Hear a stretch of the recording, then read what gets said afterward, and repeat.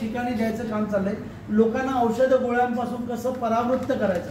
कारण केमिकल्स ज्या वेळेला तुम्ही शरीरामध्ये इनटेक करता त्यावेळेला ते केमिकल्स शरीरातून बाहेर फेकायची जबाबदारी निसर्गाने किडनीला दिलेली.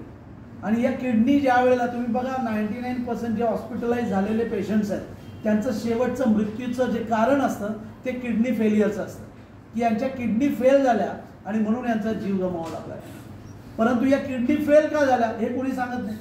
मी पॅथॉलॉजी लॅबला थोडा वेळ घेऊन पॅथॉलॉजी लॅबला मी पेशंट मॅन्युफॅक्चरिंग युनिट म्हणतो. काय म्हणतो? पेशंट मॅन्युफॅक्चरिंग कारखाना पॅथॉलॉजी लॅबला. एक चांगला मनुष्य थोडासा आजारी किंवा शरीरामध्ये थोडं वर खाली काही झालं तो नजदीकच्या क्लिनिकमध्ये जातो, वय विचारतो किती वर्ष, 40च्या वर सगळ्यांना काही 4 टेस्ट करायला लावतात. तोपर्यंत जो त्यांच्याकडे जाणारा जो व्यक्ती होता तो निरोगी होता. पॅथॉलॉजी लॅबमध्ये गेला, एक रिपोर्ट आला 40 वर्षामध्ये शरीरामध्ये काही ना काही इम्बॅलन्स राहणार आहे.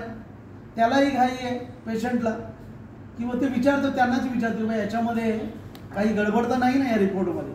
तो सांगतो शुगर लेवल वाढलेली आहे तुमची, तुम्ही तर डायबिटिक आहात. याने इथे मनाला सिग्नल देत काय चाललं काम याचं, की मला डायबिटीज आहे, मला डायबिटीज आहे, मला डायबिटीज आहे. हा सतत आपल्या मेंदूला सिग्नल्स देतोय.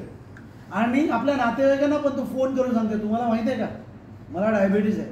म्हणजे याच्यामध्ये हे सांगण्यासारखं काय हे मला माहिती नाही, परंतु तो हे सांगतो.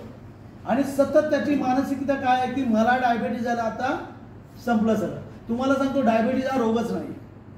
शरीरामधल्या रक्ताचं जे साखरेचं प्रमाण आहे त्याचं संतुलन बिघडणं. पॅनक्रियाज नामक जी ग्रंथी आहे त्याची इन्सुलिन बनवण्याचं जे काम आहे ते काम कमी झालं, शरीरातली शुगर लेवल वाढली, त्याला आम्ही डायबिटीज म्हणतो.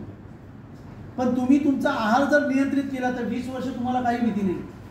परंतु गोळ्या खाऊन आणि गोळ्या एका पर्टिक्युलर काळामध्ये गोळ्यांचा असर संपला की मग तुम्हाला इन्सुलिन घ्यायला सांगतात की नाही सांगतात, आणि मग पुढे डायलिसिसवर जातात. म्हणजे हे सगळे षडयंत्र आहे फार मोठं. म्हणून शक्यतो डायबिटीस सारख्या रोगावर गोळ्या सुरुवात करू नये.